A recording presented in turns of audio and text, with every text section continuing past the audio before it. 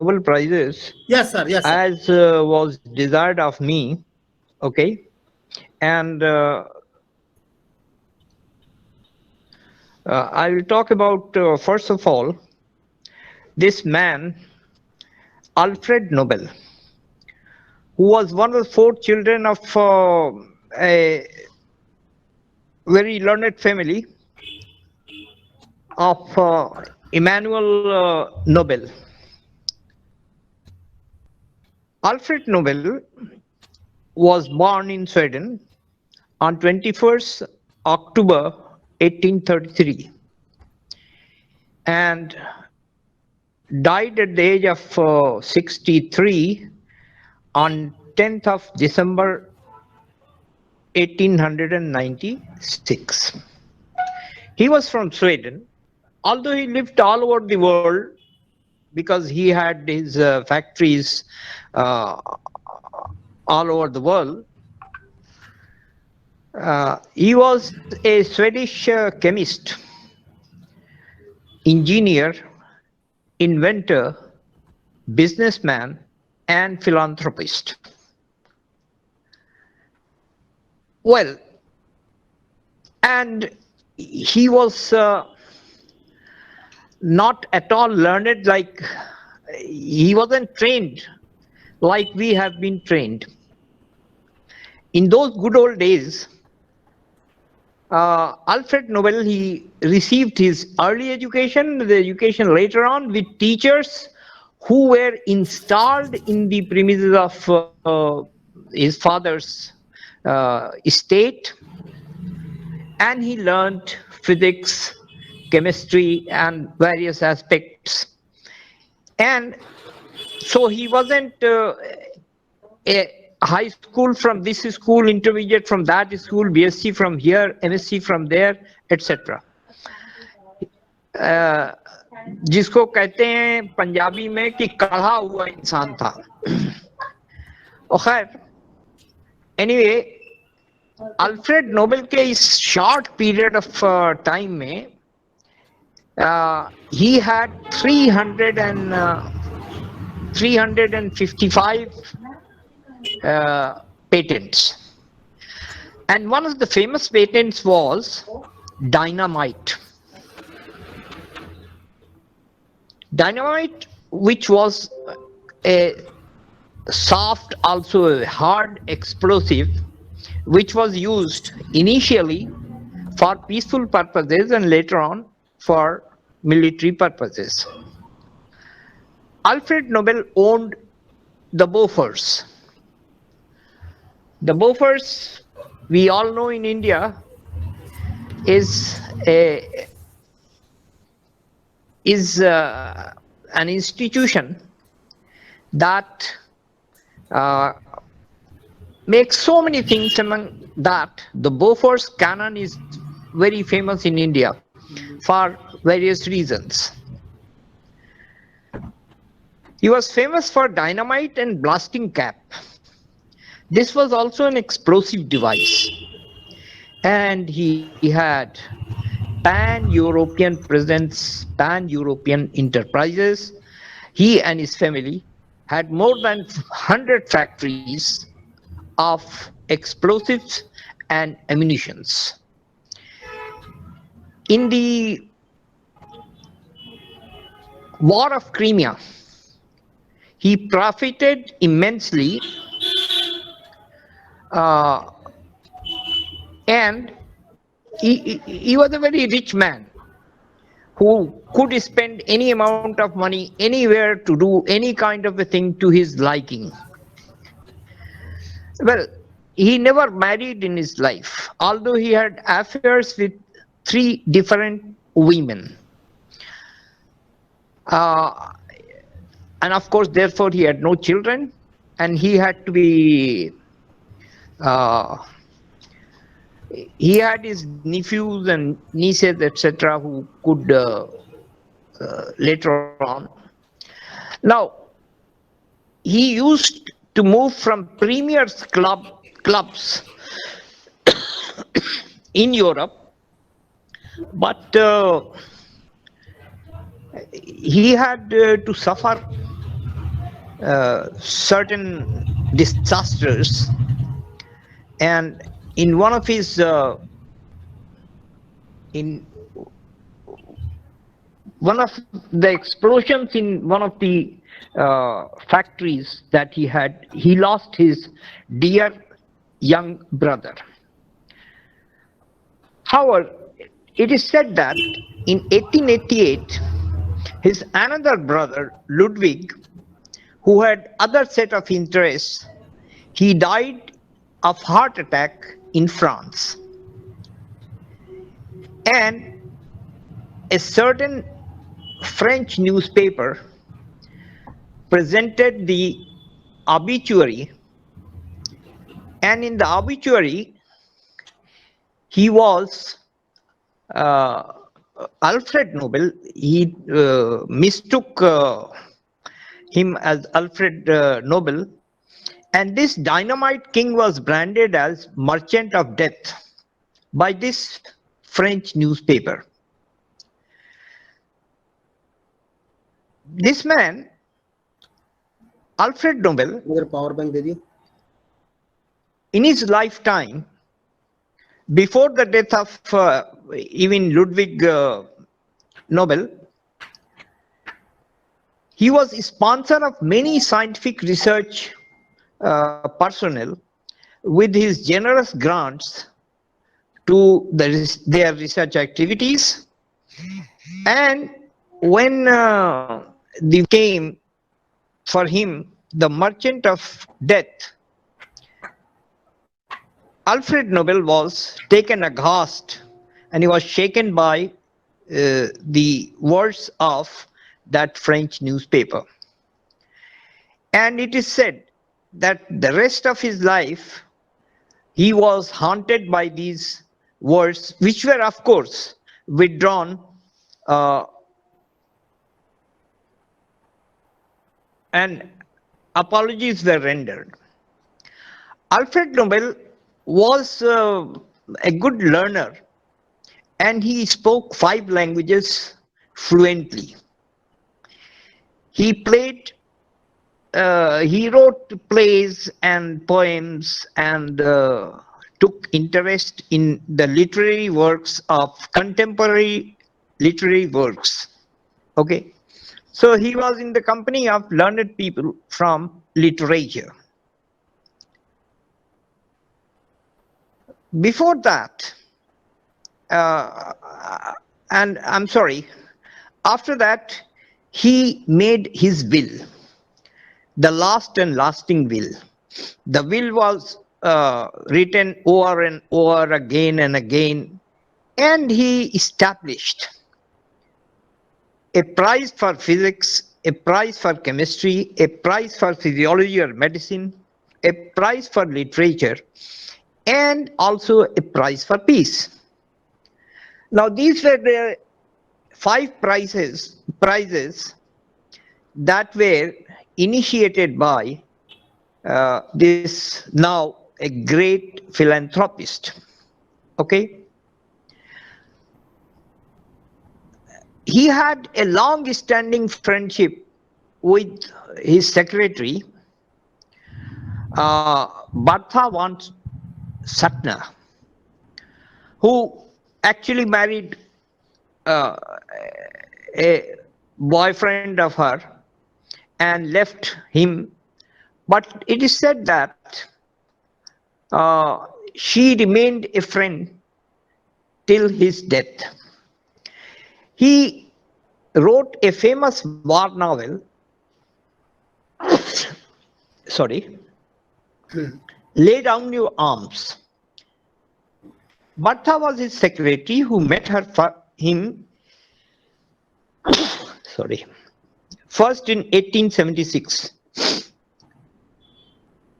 Now, she was Europe's most prominent activist for peace, who received regular donation from Alfred for her projects and conferences.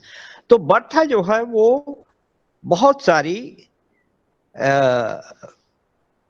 Piece वाली यानी they were sick of. At that time, the people were sick of, and today also the people are sick of wars. तो ये भी सबको याद होगा कि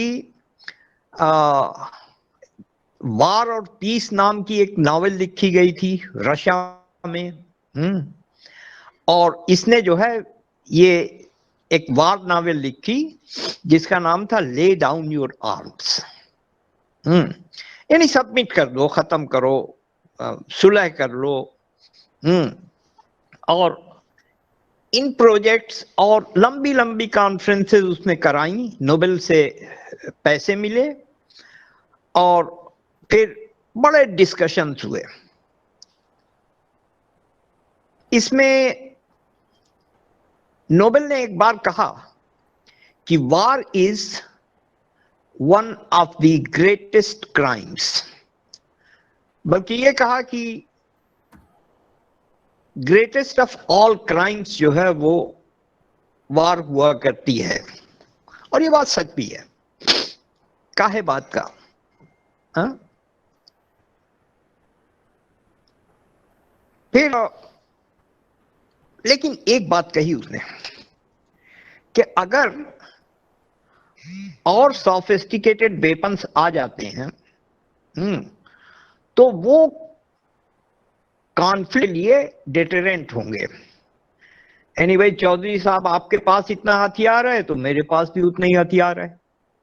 चौधरी साहब, हम भी नहीं अटैक करेंगे, एक नो वार पैक्ट टाइप की चीज जो है वो आती है। और ये हुआ भी है, पहले भी हिस्ट्री में हुआ है। अशोका द ग्रेट के जमाने में ये हुआ है कि आदमी इतना खून खराबा देख के काहे के लिए, और अशोका द ग्रेट ने जो है वो पीस की बात की, अपने हथियार वो किए, और लाइक दैट अकबर की सुलह कुल जो है इसी में सामने आती है। और दुनिया के जहान में हर जगह जगह पे जो है वो लोगों ने एक दूसरे से वो किया है। तो खैर उसने ये कहा कि लेकिन अगर हम ताकतवर होंगे, हमारे अंदर दम होगा और सामने वाले के बराबर दम होगा, तो उसने कहा कि he predicted that more sophisticated weapons might serve as deterrent against conflict. Sophisticated word के ऊपर मैं एक बात कहना चाहूंगा कि कोई अच्छा वर्ड नहीं है।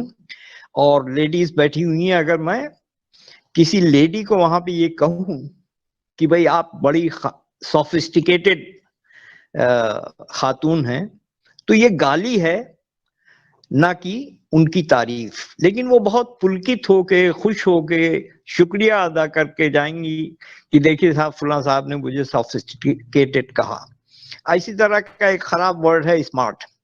खैर एनीवे, बर्था से उन्होंने ये कहा अपनी सेक्रेटरी से, जो पीस के लिए जो है वो ऑल फॉर पीस थी, तो उनसे ये कहा कि माई फैक्ट्रीज में well put an end to the war before your congresses, कि तुम अपनी कांग्रेसेस करती रहो, मैं फैक्ट्रीज बनाता रहूंगा, और एंड टू द वार में come because of the robustness and the produce of my factories. फिर उसने ये कहा, और बड़ी बड़ी मजेदार बात है, जो बात कही है उसमें जो है इन सेकंड कहा है।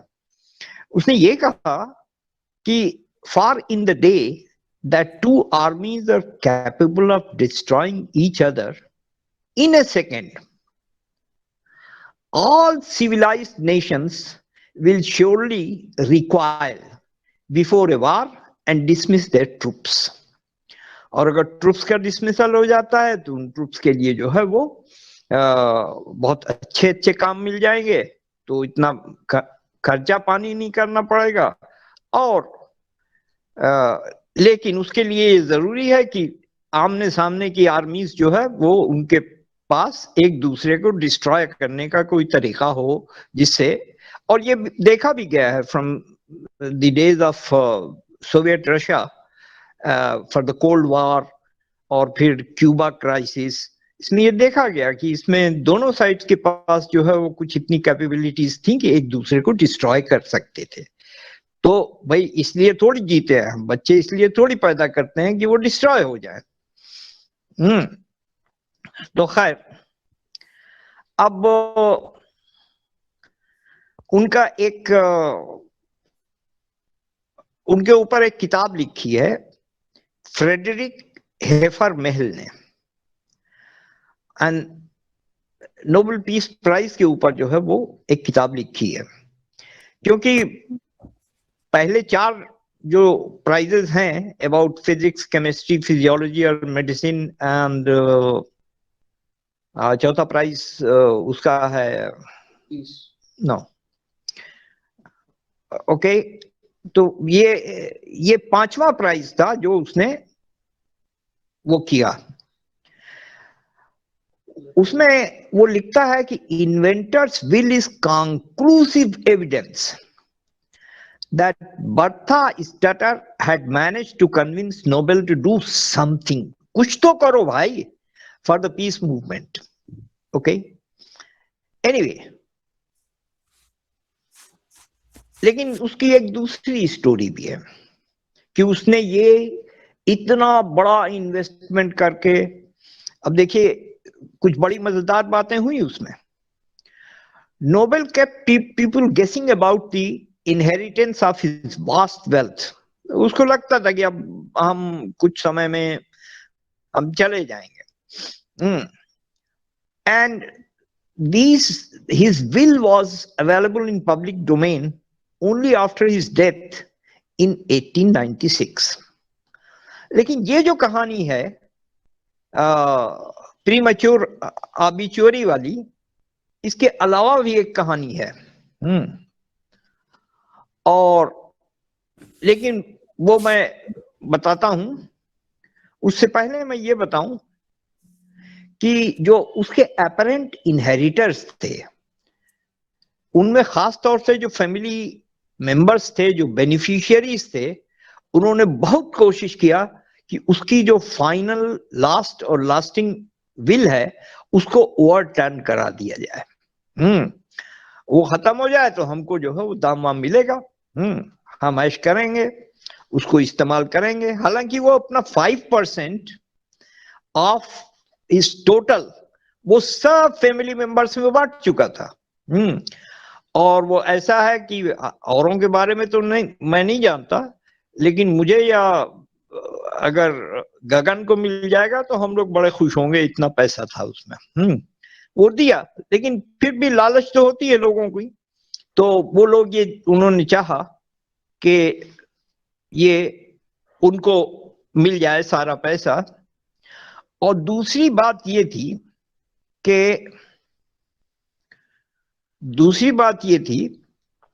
कि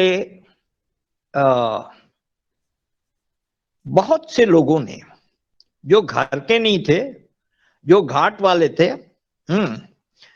उन्होंने ये कहा कि भाई देखिए ये तो बहुत बुरी बात है कि ये स्वीडिश है और इसने जो है वो अपनी प्राइजेस को जो किया है वो विदाउट रिगार्ड टू नेशनैलिटी किया है। क्योंकि नोबेल प्राइजेस के लिए काला हो या गोरा, मोटा हो या पतला, बूढ़ा हो या बच्चा, अभी रिसेंटली जो है वो एक शख्स को नोबेल प्राइज मिला है जो अपने 90s में है, और चंद बरस पहले जब कैलाश जी को मिला था नोबेल प्राइज फॉर पीस, तो उनके साथ साथ जो है 17 साल की बिटिया उसको भी मिला था, मलाला यूसुफजई। तो मेल हो या फीमेल हो या दिस हो या दैट हो, कोई तफरीक नहीं, कोई फर्क नहीं। बड़ी यूनिवर्सिटी से पढ़ा हो या छोटी यूनिवर्सिटी से पढ़ा हो, टाट पट्टी स्कूल से आगे गया हो, उसका काम ऐसा होना चाहिए कि वो ह्यूमैनिटी के लिए बहुत यूजफुल काम हो। नाउ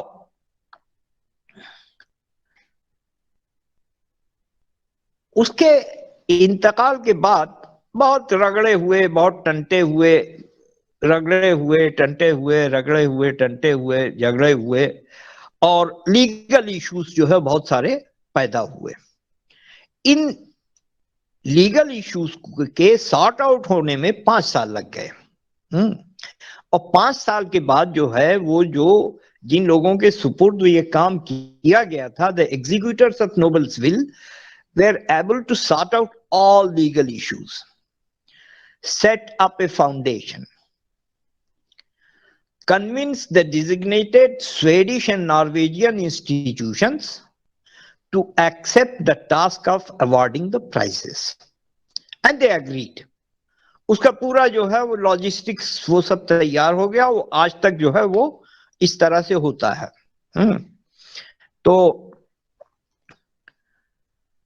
1901 में ये नोबेल प्राइजेस पहली मर्तबा जो है हैंड आउट हुई।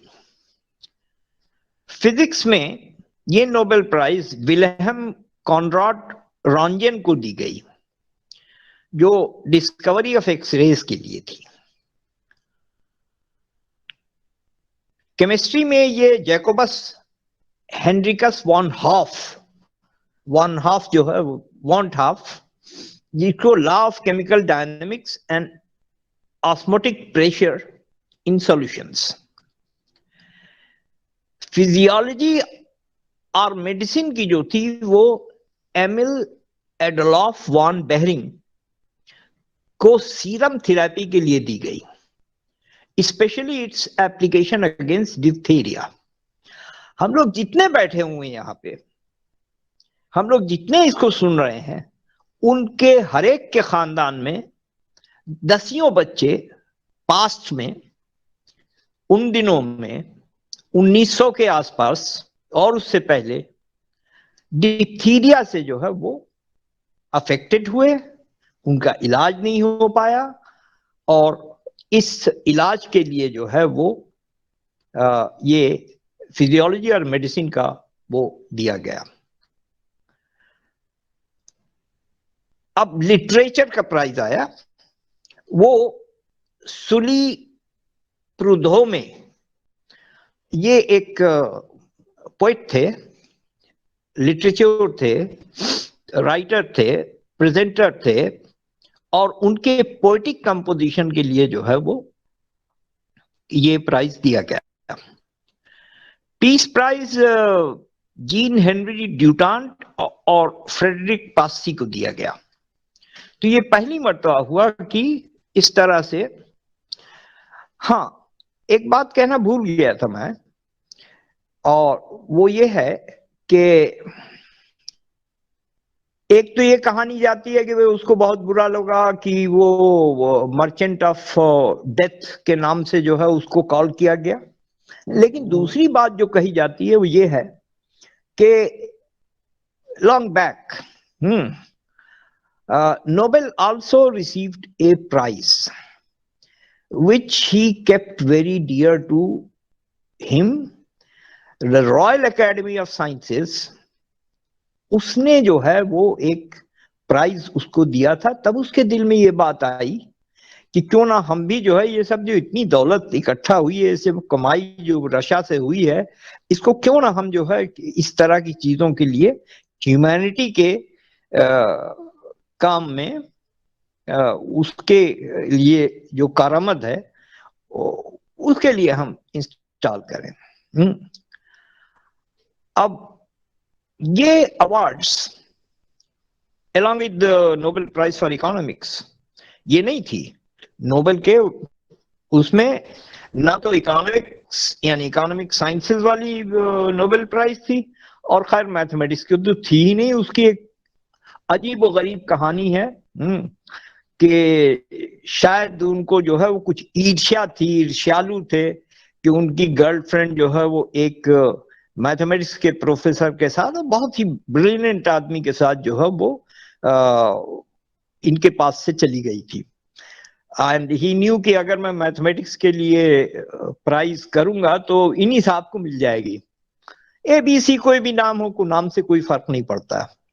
एक ही कहानी है। दूसरी बात यह है कि जो फील्ड मेडल है जो मैथमेटिक्स के लिए है, that was started by fields and वो रॉयल सोसाइटी की तरफ से जो है there was a prize for that. तो ये भी है। नाउ हर साल जनवरी के महीने में, अभी चांद से जनवरी गया नहीं है, कल तक हमें से कोई भी चाहे तो किसी को भी जो है नॉमिनेट कर सकता है for any of these Nobel prizes, जिसके ऊपर पूरे साल काम होगा। हाँ, और उसमें से छटनी होती रहेगी, अच्छा भाई इसको हटाओ, इसको हटाओ, शाहिद रिजवी को हटाओ, गगन गुप्ता को हटाओ, हाँ, प्रियंका को हटाओ, फुला को, नबील को, इनको उनको, और उसके बाद जो है आखिर में जो है वो कुछ नाम रह जाते हैं। It is top secret. Top secret in the sense that हर साल 200 नॉमिनेशंस के करीब जो है वो पाए जाते दिए जाते हैं। तो उसमें से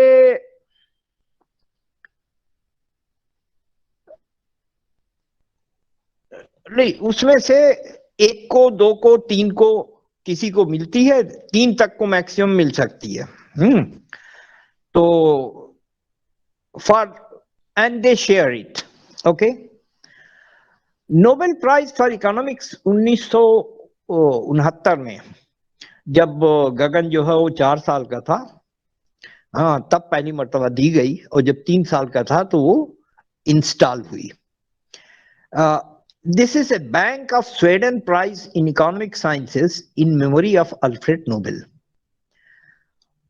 1968 में इस बैंक को 300 साल हो गए थे इस्टेब्लिश हुए, और वो जब अपने 300 सालवीं एनिवर्सरी कर रहे थे तो उस वक्त जो है उन्होंने ये प्राइज इंस्टॉल किया, and it was also chosen by the Swedish academy of sciences.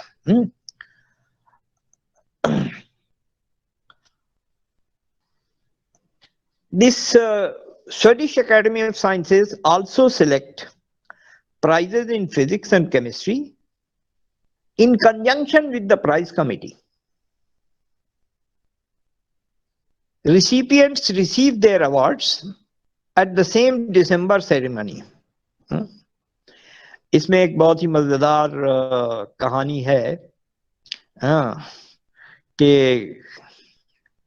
एक साहब थे, एक फिजिसिस्ट थे, अमेरिकन थे, और बहुत अच्छे टीचर थे। Is more famous for being a teacher than being a physicist. Okay, तो वो अजीब से आदमी थे।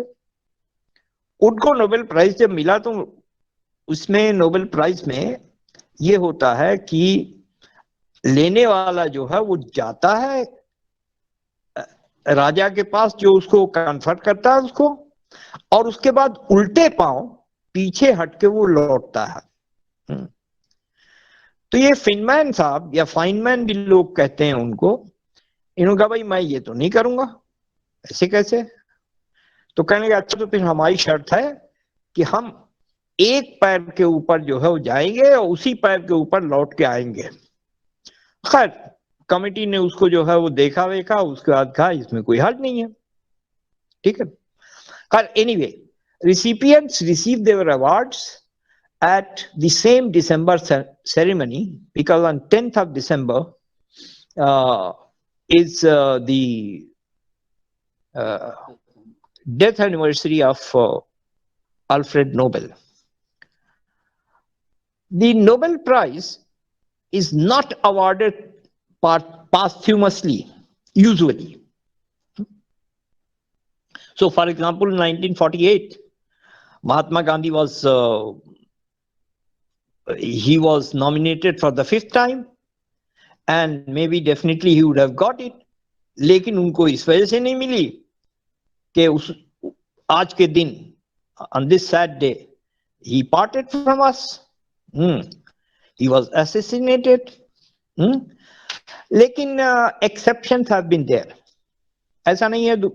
एक तो डॉग हैमरशोल्ड का डिक्लेयर हो गया था, और उसके बाद जो है उनका एयर क्रैश हो गया था। He was this secretary general of the UNO, और एक केस में ऐसा हुआ था कि जब डिक्लेयर हो गया और रिसीव करने का दिन आया, इसके बीच में वो साइंटिस्ट जो है वो जिसको दिया था वो बाय बाय टाटा कहता हुआ चला गया। तो फिर उसके नेक्स्ट टू फैमिली को जो है वो दिया। अच्छा, इसमें एक और बात है कि maximum number of recipients in 1 year ये 3 हो सकते हैं इन ईच डिसिप्लिन। अच्छा, ये नहीं कि वो अगर 2 हैं तो 50-50, अगर 2 हैं तो ऐसा भी हो सकता है कि एक को 75% मिले, एक को 25% मिले। तो ये परसेंटेज जो है वो पैसे का जो है वो डिसाइड करती है वो कमिटी जो तो सारी चीजों को ओवरलुक करती है और डिसाइड करती है। Their shares are also declared by the committee. अब एक मजेदार बात है कि वैसे बहुत सी बातें हैं, घंटों लग जाएंगे नोबेल प्राइज के बारे में बात करते करते करते। आई वुड लाइक कि अगर पसंद लगे तो आज से 1.5 महीने बाद जो है वो हमको फिर मौका दिया जाए, तब शायद टेक्निकली हम साउंड हो जाएंगे और ये सब परेशानी नहीं आएगी। नोबेल प्राइज फैमिली एक फैमिली है जिसको नोबेल प्राइज फैमिली कहते हैं। तो उसमें पहली खातून जिनको 1903 में फिजिक्स का नोबेल प्राइज अपने शौहर के साथ, वो पियरी क्यूरी के साथ मिला। वो उसमें एक प्रिंटिंग मिस्टेक रह गई है, वो फिजिक्स के लिए मिला। उन्हीं खातून को, मैरी क्यूरी को 1911 केमिस्ट्री के लिए मिला और उनकी बेटी और सन इन लॉ को 1935 में मिला, आयरीन क्यूरी और फ्रेडरिक जूलियट को। और उनके एक और दामाद थे, उनको 1965 में उनके ऑर्गेनाइजेशन को नोबेल पीस प्राइज मिला। ठीक है। अच्छा, अब एक साहब का नाम लेना इसमें बहुत जरूरी है। सब जानते हैं लंबे बालों वाले, अल्बर्ट आइंस्टाइन। इन्होंने 1905 में 3 बड़े नुमाया काम किए थे। एक एक्सप्लेन्ड फोटो इलेक्ट्रिक इफेक्ट, जो बहुत ही, उसका एक्सप्लेनेशन बहुत ही आसान था, अभी मैं उसमें बताता हूं। वो कुछ नहीं है, वो पूरा इफेक्ट जो है जो आइंस्टाइन ने अपनी थियरी दी है वो ऐसे ही है जैसे 5 में से 3 गया 2 बचा, और 3 में से 5 घट नहीं सकता, है ना। तो ये आइंस्टाइन साहब की photo electric effect. Brownian motion जो है उसको एक्सप्लेन किया उन्होंने, और फिर दिया स्पेशल थ्योरी ऑफ रिलेटिविटी, जिससे उनका नाम जुड़ा रहा। खैर 1905 से 6, 7, आखिर में 1922 में उनको जो है वो आइंस्टाइन साहब को फोटो इलेक्ट्रिक इफेक्ट के लिए जो है वो नोबेल प्राइज मिला। ठीक है। लेकिन मजे की बात यह है और इंटरेस्टिंग बात यह है कि वो प्राइज लेने के लिए ना आइंस्टाइन को अथॉरिटी थी और ना वो पैसा, वो मेडल वगैरह जो है उनको मिला, क्योंकि वो आइंस्टाइन की वाइफ ने रिसीव किया था, पहली बीवी, जिनको छोड़ के उन्होंने अपने कजिन से शादी कर ली थी। तो पैसे जो है वो बच्चों को गए और मेडल जो है वो रिसीव किया उनकी बेगम ने। लेकिन ऐसे लोग भी हुए हैं दुनिया में जिन्होंने नोबेल प्राइज मिला और उन्होंने उसको जो है वो रिसीव नहीं किया, बल्कि उन्होंने रिफ्यूज कर दिया। बल्कि जब word is use turning down the Nobel, जो बड़ी बात है, लोग समझते हैं कि भाई ये क्यों, कैसे हो सकता है। लेकिन जीन पॉल सार्त्रे 1964 में जब गगन -1 ईयर्स का था, तब जीन पॉल सार्त्रे ने ये कह के जो है वो लौटा दिया शुक्रिया के साथ कि भाई हमने ये तय किया है कि हम किसी किस्म के ऑफिशियल ऑनर्स को रिसीव नहीं करेंगे। और फिर 1973 में ये घटना इसी तरह की हुई। 1973 के पहले जो है वियतनाम वार थी, 20 लाख लोग जो है वो मर गए, Vietnamese and Americans and whatever, Australians and this and that. So after that Henry Kissinger ने, और वहां के लीडर तो हो ची मिन थे, लेकिन उनके बाद जो लीडर थे जिन्होंने ये सारी चीजें निगोशिएट की, उनका नाम था ड्यू थो। हाँ, तो एक तरह से थो साहब ने अपनी नोबेल प्राइज को थू कर दिया। और उन्होंने कहा भाई हम नहीं रिसीव करेंगे, क्योंकि जिसको आप लोग पीस समझ रहे हैं, जिसको हमारी आजादी समझ रहे हैं, वो है नहीं। तो ये और इसी के साथ साथ बहुत सारी इंटरेस्टिंग बातें हैं which require actually a session of lectures, because every, हाँ, फॉर एग्जाम्पल हमारे यहाँ जो इंडिया में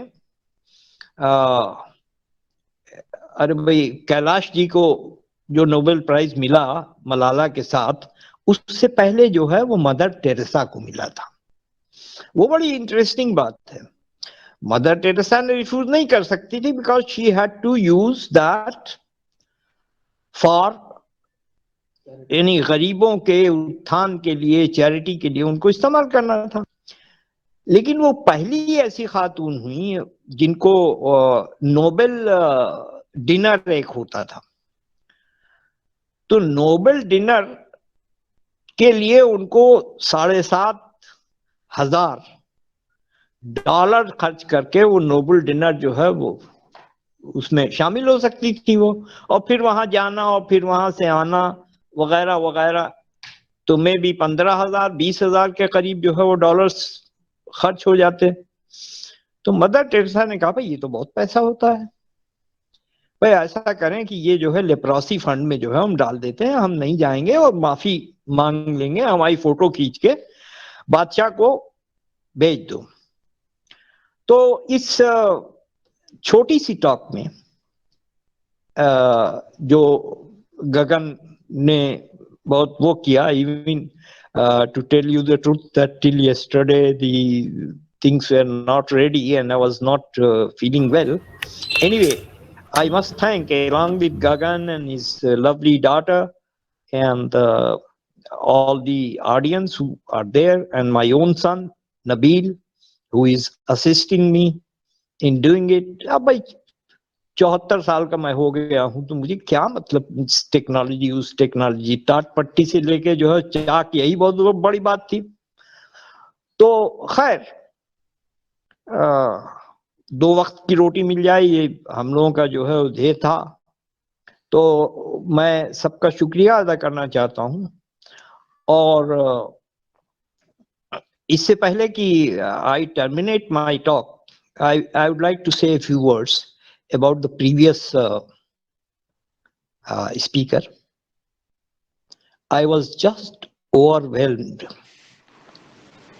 and I sincerely wish that I could have one teacher like that in my entire life. I had a teacher, V. Ramamurthy. He was a teacher in IIT Delhi who taught me solid state physics. And I tell you that whatever solid state physics I know, whatever he taught on any occasion, I still remember word by word, comma by comma, full stop by full stop. And so he was a teacher who never indulged in serious research with research scholars. Rather, he had his research always with the undergraduate students. तो मैं आपसे विदा लेना चाहूंगा, और अगर मौका मिला तो भाई कम से कम 2 महीने बाद, हमारे यहाँ कुछ शादियां वादियां भी है, ये वो हमको कराना है, तो 2 महीने के बाद जो है फिर अगर मौका आप लोग देते हैं, आप समझते हैं कि हाँ भाई मजे की बातें कर रहे हैं, और जो आप में यंगर लोग बैठे हुए हैं, आज मैं ऐसी जो है वो सोच रहा था, तो एकाएक उलुग बेग हमको याद आ गया। He was a 15th century scientist, mathematician, no astrologer, astronomer, और ये समरकंद में इसकी ऑब्जर्वेटरी थी which was very advanced, और and he was the king also.